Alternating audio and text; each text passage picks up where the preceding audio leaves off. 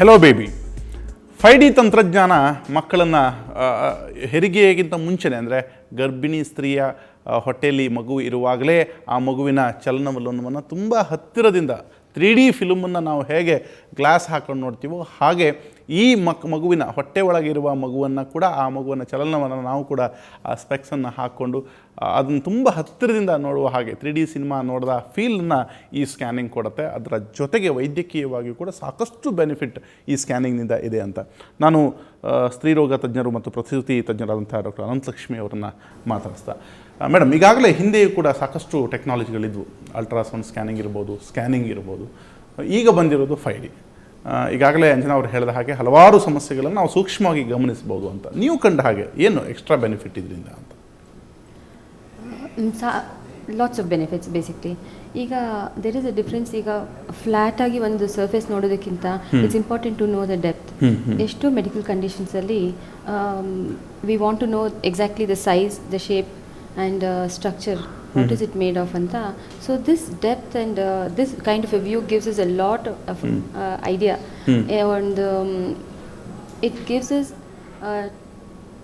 a chance to diagnose it earlier and more accurate. Okay. ಅದರಿಂದ ನಾವು ಆದಷ್ಟು ಬೇಗ we can act on it. We can tell the parents ನೋಡಿ ಈ ಥರ ಇದೆ and these are the chances. ಈಗ ಔಟ್ಕಮ್ ಏನಿರ್ಬೋದು ಅಂತ we can give them a better idea. We are able to counsel them better. ಅಂದರೆ ಅವ್ರಿಗೆ ದಿಸ್ ಇಸ್ ದ ಪ್ರಾಬ್ಲಮ್, ಇದಕ್ಕೆ ಆಪ್ಷನ್ಸ್ ಕಂಟಿನ್ಯೂ ಮಾಡ್ಬೋದಾ, ಇದನ್ನು we can sometimes take a little biopsy. ಈಗ ಒಂದು example, by the side of the kidney there is a little gland. ಅದರಲ್ಲಿ ನಮಗೆ ಒಂದೇನೋ ಒಂದು ಕಾಣಿಸಿದೆ, ಅದನ್ನು ಸುಮ್ಮನೆ ಬಿಡೋದಾ ಅಥವಾ ಆ ಪ್ರೆಗ್ನೆನ್ಸಿನಿ ಟರ್ಮಿನೇಟ್ ಮಾಡ್ಬೋದಾ ಅಂತ. ಈಗ parents we can't give a definite diagnosis sometimes. ಆಗ ಏನು ಮಾಡಬೇಕಾಗುತ್ತೆ ಅಂದರೆ we might be able to take a little biopsy ಅಲ್ಲಿಂದ, ಅದನ್ನು we can check it and then the parents can make a definite decision. They want to continue or they want to terminate. ಈಗ ಈ ಹಿಂದೆಯೂ ಕೂಡ ಆ system ಇತ್ತು. Like ಸ್ಕ್ಯಾನಿಂಗಲ್ಲಿಯೂ ಕೂಡ ಕೆಲವು ಸಮಸ್ಯೆಗಳು ಗೊತ್ತಾಗ್ತಾ ಇತ್ತು ಮಕ್ಕಳಿಗೆ. ಮಕ್ಕಳು ಸಂಪೂರ್ಣವಾಗಿ ಹೆಲ್ತಿಯಾಗಿಲ್ಲ, ಇದನ್ನು ಕಂಟಿನ್ಯೂ ಮಾಡಬೇಕಾ ಬೇಡವಾ ಅನ್ನುವಂಥ ಸಿಸ್ಟಮ್ ಮುಂಚೆನೇ ಇತ್ತು. ಅದಕ್ಕಿಂತನೂ ಇದು ಸೂಕ್ಷ್ಮವಾಗಿ ಗೊತ್ತಾಗತ್ತಾ ನಮಗೆ ಎಲ್ಲವೂ ಸಮಸ್ಯೆ? ಖಂಡಿತ ಸೂಕ್ಷ್ಮವಾಗಿ ಗೊತ್ತಾಗುತ್ತೆ. ಬೇಸಿಕ್ಲಿ ಸ್ಟ್ರಕ್ಚರಲ್ ಪ್ರಾಬ್ಲಮ್ಸ್ ಅಂದರೆ ಸ್ಟ್ರಕ್ಚರಲ್ ಅಂದರೆ ಈಗ head to toe every structure can be seen much clearer. ಅಡಿಯಿಂದ ಮುಡಿಯವರೆಗೆ ಎಲ್ಲ ಸ್ಟ್ರಕ್ಚರ್ ತುಂಬಾ ಕ್ಲಿಯರ್ ಆಗಿ ಕಾಣಿಸುತ್ತೆ ಇದರಲ್ಲಿ. ಎಲ್ಲ ಸಮಸ್ಯೆಗಳನ್ನು ಗುರುತಿಸಬಹುದು ಅಂತ. as early as 12 weeks maybe we can pick up 95% of the problems. Okay 12 ವಾರಗಳಲ್ಲಿಯೇ ನಾವು ಇದನ್ನ ಕಂಡುಹಿಡಿಯಬಹುದು. ತುಂಬಾ 90% ಅಷ್ಟು ಕ್ಲಿಯರ್ ಪಿಕ್ಚರ್ ನಮಗೆ ಸಿಗುತ್ತೆ ಅನ್ನುವಂಥದ್ದು. In addition, ಅದಕ್ಕೆ ನಾವು we add blood tests and we try and narrow down the chances of risk. ಈಗ ಹೇಳ್ತೀವಿ ಬ್ಲಡ್ ಟೆಸ್ಟ್ ಮಾಡೋದು ಒಂದು ರಿಸ್ಕ್ ಕೊಡುತ್ತೆ, ಇಷ್ಟಿದೆ ನಿಮ್ಮದು chances of having this kind of a baby ಅಂತ.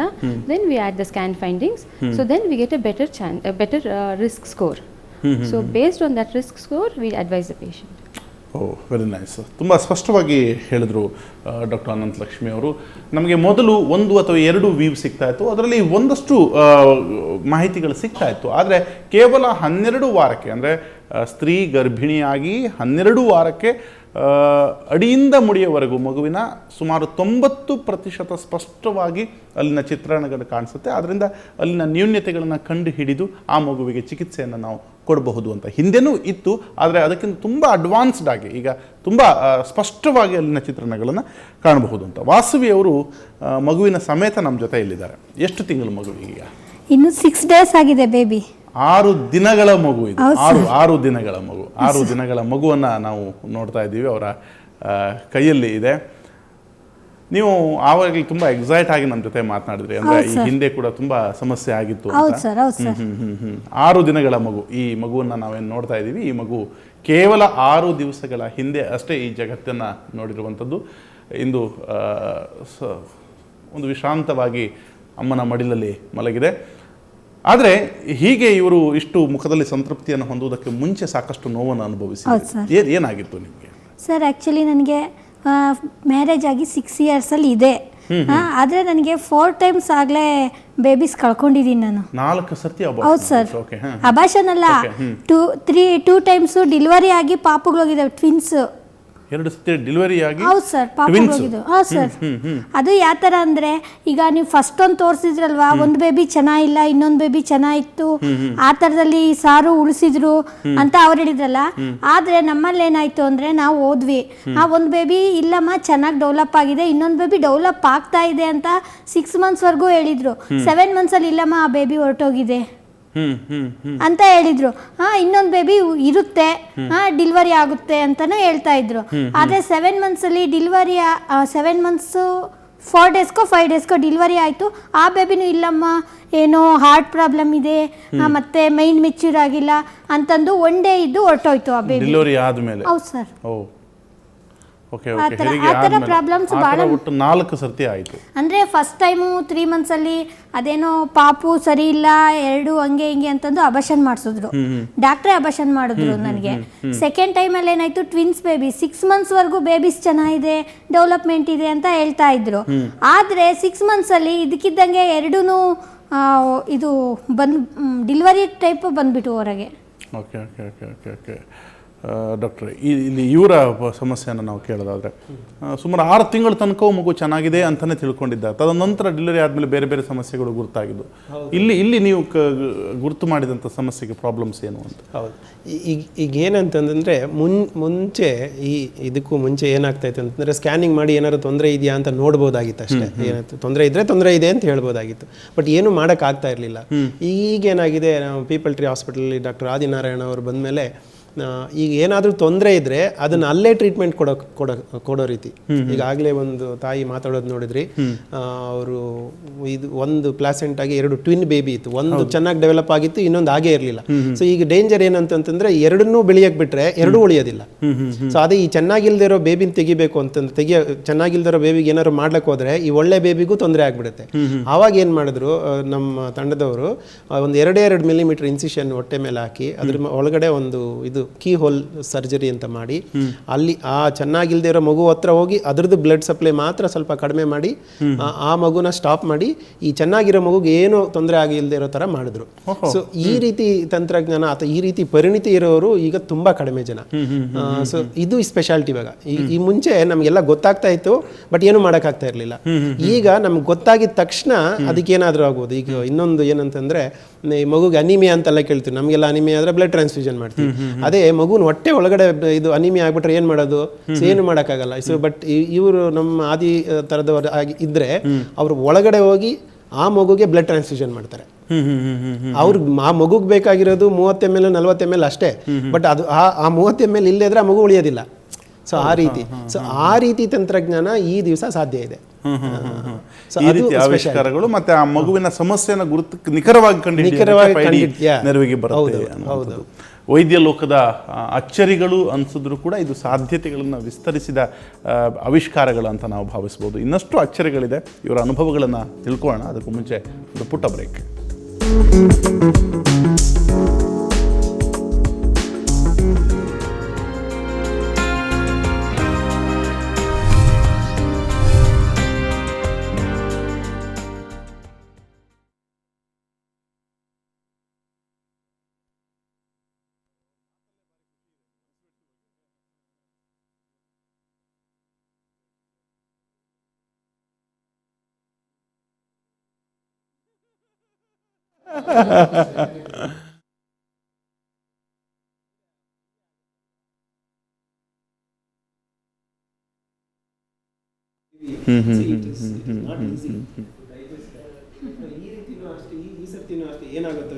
ಏನಾಗುತ್ತೋ ಉಳಿಯುತ್ತೋ ಇಲ್ಲೋ ಅಂತ. ಅದು 6 ವರ್ಷ ಆಗಿದೆ ಬೇರೆ ಮದುವೆ ಆಗಿ, ಮನೆಯಲ್ಲಿ ಇಲ್ಲ ಗಂಡ ಹೆಂಡತಿ ಅತ್ತೆ ಎಲ್ಲರದ್ದು ಪ್ರೆಷರ್ ಬೇಕಿರುತ್ತೆ. ಹೌದು, ಅದಕ್ಕಿಂತ ಮುಖ್ಯವಾಗಿ ಪಾಪ ಅವ್ರಿಗೂ ಒಂದು ಫೀಲ್ ಅಲ್ಲ, ಅದು ಒಂದು ಸತಿ ಅಂದ್ರೆ 2 ಸತಿ ಅಂದ್ರೆ 2 ಸತಿ ಅಂದರೆ ನಮ್ದು ಟ್ರಾಮಟೈಸ್ ಆಗ್ಬಿಡ್ತಾರೆ ಅವರೇನೋ ಪಾಪ ಅಲ್ಲ ಆ ಕಡೆಯಿಂದ. ಆಮೇಲೆ ಇವತ್ತು ಎಂಥ ಜನ್ರೇಷನ್ ಅಥವಾ ಹೆಂಗಂದ್ರೆ ಕನ್ಸೀವ್ ಆಗೋದೇ ಒಂದು ದೊಡ್ಡ ಸಾಧನೆ ಅನ್ನೋ ಥರ ಆಗ್ಬಿಟ್ಟಿದೆ ಅಲ್ವಾ? ಅದೇ ನಿಮ್ಮ ಆಮೇಲೆ ಮೊದಲೆಲ್ಲ 1 ಸತಿ 2 ಸತಿ ಆಪರೇಷನ್ ಆಗೋದು ದೊಡ್ಡ ವಿಷಯ, ಇವತ್ತು ಅದು ಕಾಮನ್ ಆಗಿಬಿಟ್ಟಿದೆ ನಮ್ಮ ಲೈಫ್ ಸ್ಟೈಲ್. ಪ್ರೋಗ್ರಾಮ್ ಮಾಡ್ತಾ ಇದ್ರಲ್ಲ, ಎಷ್ಟು ಡೆಪ್ತ್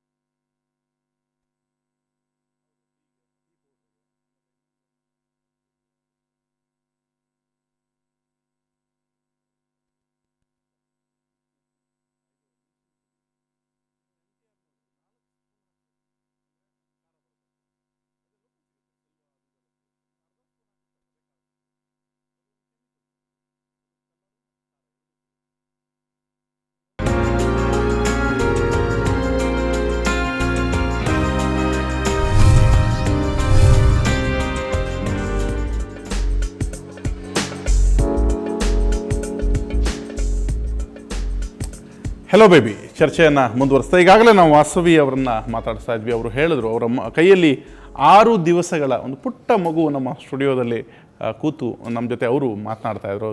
4 ಬಾರಿ ಈ ಹಿಂದೆ ಅವರು ಮಕ್ಕಳನ್ನು ಕಳೆದುಕೊಂಡ್ರು. ತದನಂತರ ಅಲ್ಲಿ ಅವರಲ್ಲಿ ಇದ್ದಂಥ ಸಮಸ್ಯೆಯನ್ನು ಪತ್ತೆ ಹಚ್ಚಿ ಪೀಪಲ್ ಟ್ರೀ ಹಾಸ್ಪಿಟಲ್ನ ತಜ್ಞ ವೈದ್ಯರು ಅವರಿಗೆ ಚಿಕಿತ್ಸೆಯನ್ನು ಕೊಡಲಿಕ್ಕೆ ಸಾಧ್ಯ ಆಗಿದ್ದು. ಡಾಕ್ಟರ್ ಚಂದ್ರಶೇಖರ್ ಅವರೇ, ಇದನ್ನು ನೋಡುವಂಥದ್ದು ಹೇಗೆ ವಿಧಾನ, ಹೇಗೆ ಟೆಸ್ಟ್ ಮಾಡಲಾಗತ್ತೆ? ಮತ್ತು ಆಗಲೇ ಇವರು ಹೇಳಿದ್ರು ಟೆಸ್ಟ್ ಮಾಡೋರು ಕೆಲವು ಟೆಸ್ಟ್ ಮಾಡಿಸ್ಕೊಳ್ಳೋಕ್ಕೆ ಒಂದು ಭಯ ಇರುತ್ತೆ ಅಂತ. ಆ ಪ್ರೋಸೆಸ್ ಹೇಗೆ ಅಂತ? ಇಲ್ಲಿ ಈ ಸ್ಕ್ಯಾನಿಂಗ್ ಮಾಡೋದು ಅಂತ ಏನು ಕಷ್ಟ ಏನಿಲ್ಲ ಆ್ಯಕ್ಚುಲಿ. ಇದು ಸ್ಕ್ಯಾನಿಂಗ್ ನಾರ್ಮಲ್ ಏನು ಸ್ಕ್ಯಾನಿಂಗ್ ಅಲ್ಟ್ರಾಸೌಂಡ್ ಸ್ಕ್ಯಾನಿಂಗ್ ಏನಂತೀವಿ ಅದರಲ್ಲೇ ಮಾಡ್ತಾರೆ. ಬಟ್ ಏನಾದರೂ ಪ್ರೊಸೀಜರ್ ಮಾಡಬೇಕು ಅಂದರೆ, ಈಗ ಅಂಜನಾ ಅವ್ರು ಹೇಳಿದ್ರು ನಮಗೆ ಆಮಿನೋಸೆಂಟಿಸಿಸ್ ಮಾಡಿದ್ರು ಅಂತ, ಆ ಪ್ರೊಸೀಜರ್ ಎಲ್ಲ ಸ್ವಲ್ಪ ಇನ್ವೇಸಿವ್ ಪ್ರೊಸೀಜರ್. ಸೊ ಈ ಕೆಲವೆಲ್ಲ ಬರೀ ಬ್ಲಡ್ ಟೆಸ್ಟಿಂದ ನೋಡಿ ಹೇಳ್ಬೋದು.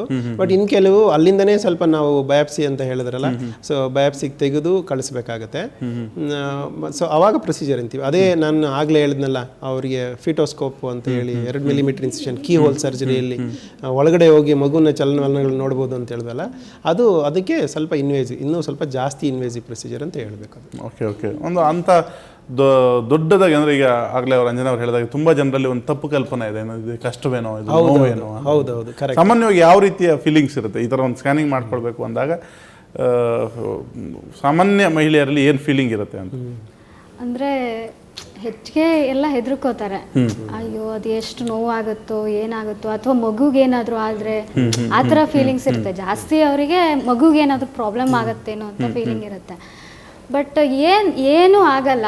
ಹೆಚ್ಚಿಗೆ ಡಾಕ್ಟ್ರು ಆ ಥರ ಕಾನ್ಫಿಡೆನ್ಸ್ ತುಂಬಿಸ್ತಾರೆ ನಮಗೆ. ಆ ಥರ ನಮಗೆ ಪ್ರೊಸೀಜರ್ ಮಾಡ್ತಾ ಇರ್ತಾರಲ್ಲ, ಆ ಟೈಮಲ್ಲಿ ಬೇರೆ ಟಾಪಿಕ್ ಬಗ್ಗೆ ಮಾತಾಡ್ತಾರೆ. ನಮಗೆ ಅವ್ರು ಏನು ಮಾಡ್ತಿದ್ದಾರೆ ಅಂತ ಗೊತ್ತೇ ಆಗಲ್ಲ. ಆ ಥರ ಇದು ಮಾಡ್ತಾರೆ. ನಿಜವಾಗ್ಲೂ ಏನೂ ಆಗಲ್ಲ. ನಾನು ಆ್ಯಕ್ಚುಲಿ ಈಗ ಅಗೈನ್ ನಾಳೆ ಅಪೇರ್ ಆಗ್ತಾ ಇದ್ದೀನಿ ಅಮಿನೋ ಟೆಸ್ಟ್ಗೆ, ಮತ್ತೆ ಅಗೈನ್ ಅಪೇರ್ ಆಗ್ತಾ ಇದ್ದೀನಿ. ಸೊ ಏನು ಪ್ರಾಬ್ಲಮ್ ಇಲ್ಲ. ಏನಾದರೂ ಮಗುವಿಗೆ ಸಣ್ಣದೇನಾದರೂ ಪ್ರಾಬ್ಲಮ್ ಕಂಡು ಬಂದರೆ ಈ ಥರ ಟೆಸ್ಟ್ ಮಾಡಿಸ್ಕೊಳ್ಳಿ ಅಂತ ನಾನು ಎಲ್ಲರಿಗೂ ಅಡ್ವೈಸ್ ಮಾಡ್ತೀನಿ. ಯಾಕಂದರೆ ನಿಮಗೆ ಫ್ಯೂಚರಲ್ಲಿ ಎಷ್ಟೋ ಅಬ್ನಾರ್ಮಲ್ ಮಗು ಅಥವಾ ಏನಾದರೂ ಪ್ರಾಬ್ಲಮ್ ಇರೋದು ಅದು ತಡೆಗಟ್ಬೋದಲ್ಲ, ಎಷ್ಟೋ ಅಬ್ನಾರ್ಮಲಿಟಿ ಅವಾಯ್ಡ್ ಮಾಡ್ಬೋದು. ಸೊ ಅದರಿಂದ ಈ ಅಬ್ನಾರ್ಮಲ್ ಆಗಿರುವಂಥದ್ದು ಅಥವಾ ಬೇರೆ ಸಮಸ್ಯೆಗಳಿದ್ದಾಗ ಇದನ್ನ ಸಾಧ್ಯತೆಗಳನ್ನ ತಡಿಬಹುದು. ಮತ್ತೆ ಒಂದೇನಂದ್ರೆ ಈ ಹಳ್ಳಿಗಳಲ್ಲೆಲ್ಲ ಈ ತರ ಸ್ಕ್ಯಾನಿಂಗ್ ಅಲ್ಲಿ ಆಕ್ಚುಲಿ ಫೈಂಡ್ ಔಟ್ ಮಾಡಕ್ ಆಗಲ್ಲ ಈ ತರ ಏನಾದ್ರು ಸಣ್ಣ ಪ್ರಾಬ್ಲಮ್ ಇದ್ರೆ. ಸೊ ನಾವು ನೋಡ್ತಾ ಇದ್ದೀವಿ ಇಲ್ಲಿ ದೃಶ್ಯವನ್ನ ಡಾಕ್ಟರ್ ಚಂದ್ರಶೇಖರ್ ಅವರು ನಾವು ಟಿವಿಯಲ್ಲಿ ನೋಡ್ತಿರುವ ದೃಶ್ಯ ನೀವು ಹೇಳಿದ ಹಾಗೆ 5Dಯಲ್ಲಿ ನಮಗೆ ಇದು 4D ಇಮೇಜ್, ಅದು ಪರ್ಟಿಕ್ಯುಲರ್ ಇಮೇಜ್ 4Dನೇ.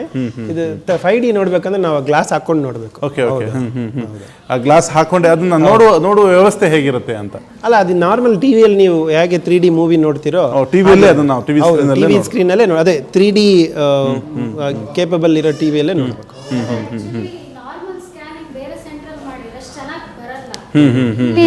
ತುಂಬಾ ಕ್ಲಿಯರ್ ಪಿಕ್ಚರ್ ಇದರಲ್ಲಿ ಪಿಕ್ಚರ್ ಕಾಣಿಸುತ್ತೆ ನಮಗೆ. ಈ ಅಡ್ವಾಂಟೇಜ್ ಅಂದರೆ 12 ವೀಕ್ಸ್ಗೆ ನಾವು ನೋಡೋಕೆ ಸಾಧ್ಯ ಇದರಿಂದ. 5D 12 ವೀಕ್ಸ್ಗೆ ನಾವು ಒಂದು ಕ್ಲಿಯರ್ ಪಿಕ್ಚರ್ ನೋಡೋಕೆ ಸಾಧ್ಯ ಅಂತ. ಇದರಿಂದ ಏನು ಲಾಭ ಅಂತ ಈಗ ಆಗಲೇ ಅವ್ರು ಹೇಳಿದ್ರು ವಾಸವಿಯವರು, 6 ತಿಂಗಳ ತನಕ ಮಗು ಚೆನ್ನಾಗಿತ್ತು, 7ನೇ ತಿಂಗಳಿಗೆ ಮಗು ಸಮಸ್ಯೆ ಆಯಿತು ಅಂತ. ಸಣ್ಣದ್ರಲ್ಲೇ ಕಂಡುಹಿಡಿಬೋದಾ ಮಗುವಿಗೆ ಸಮಸ್ಯೆ ಇದೆ ಅಂತಂದು? ಸಣ್ಣದ್ರಲ್ಲೇ ಸಾಕಷ್ಟು ಕಂಡುಹಿಡಿಬೋದು. ಎಸ್ಪೆಷಲಿ ಹಾರ್ಟ್ ಅಂದಾಜು ಎಷ್ಟಿರುತ್ತೆ ಅಂದರೆ ಮೇ ಬಿ 1 ಸೆಂಟಿಮೀಟರ್ ಇರುತ್ತೆ ಆ ಟೈಮಲ್ಲಿ. ಬಟ್ ದ ಅಮೌಂಟ್ ಅದರಲ್ಲಿ ಎಷ್ಟು ಕ್ಲಾರಿಟಿ ಇರುತ್ತೆ ಅಂದರೆ we can look at the every channel in the heart, every chamber of the heart. So these particular ಏರಿಯಾಸ್ಗೆ we need this kind of a view. Okay ಇವಾಗ just fingers count ಮಾಡಬೇಕು, legs 2 ಕಾಲು ಇದೆಯಾ 2 ಕೈ ಇದೆಯಾ ಅಂದರೆ we don't want a 5D maybe. ಹೌದಾ, ಕೈಯಲ್ಲಿ ಏನು ಸಮಸ್ಯೆ ಇದೆ to look at the heart. ಈಗ ಹಾರ್ಟ್ ನೋಡಬೇಕು, ಅದ್ರ ಚಾನೆಲ್ಸ್ ಹೆಂಗಿದೆ ನೋಡಬೇಕು, ಅದ್ರ ಚೇಂಬರ್ ಚೆನ್ನಾಗಿ ಕೆಲಸ ಮಾಡ್ತಿದೆಯಾ, ಅದರಲ್ಲಿ ಬೇಕಾಗಿರೋ ಓಪನಿಂಗ್ ಸರಿ ಇದೆಯಾ ಅಂತ ನೋಡಬೇಕು ಅಂದರೆ I think we will need.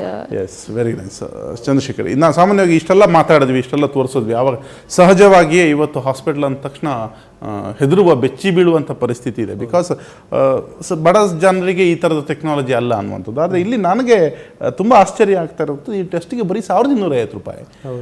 ಇದು ಎಲ್ಲರೂ ಮಾಡಿಸ್ಕೊಳ್ಬೋದಾ? ಅಂದರೆ ಇಷ್ಟು ಕಡಿಮೆ ಬೆಲೆಯಲ್ಲಿ ಹೇಗೆ ಸಾಧ್ಯ ಆಯಿತು? ಇದನ್ನು ನೀವು ಹೇಗೆ ಇದನ್ನು ಪೂರೈಸಬಹುದು ಬೇಡಿಕೆಗಳನ್ನು ಅಂತ? ಈಗ ನಾವು ಪೀಪಲ್ ಟ್ರೀ ಹಾಸ್ಪಿಟಲ್ ಏನು ಮಾಡಿದ್ವಿ ಅಂತಂದರೆ, ಈ ಪೀಪಲ್ ಟ್ರೀ ಹಾಸ್ಪಿಟಲ್ ಯಾವುದು ಕಾರ್ಪೊರೇಟ್ ಹಾಸ್ಪಿಟಲ್ ಥರ ಇಲ್ಲ.